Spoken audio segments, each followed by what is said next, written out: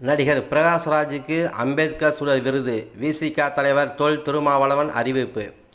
2024ஆம் ஆண்டுக்கான விருதாளர்கள் பட்டியலை விடுதலை சிறுத்தைகள் கட்சி இன்று அறிவித்துள்ளது.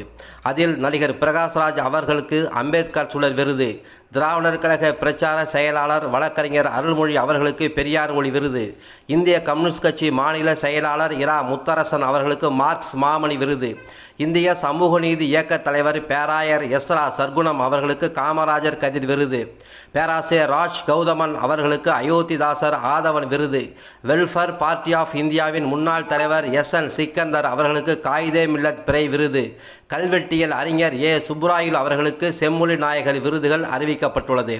மேற்கண்ட விருதுகள் வழங்கும் விழா சென்னையில் மே மாதம் 25ஆம் தேதி நடைபெறும் என அக்கட்சியின் தலைவர் திரு தொல் திருமாவளவன் இன்று அறிவித்துள்ளார்.